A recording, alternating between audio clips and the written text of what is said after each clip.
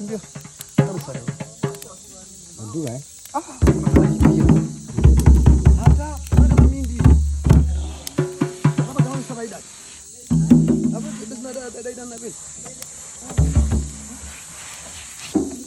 Ndio. Mkakunirwa mkondo wote mtalusi. Mungu kwa moni yabidi paka na kanati pia ule. Na sote na kutana lakini ndio ndio kesho cha the project.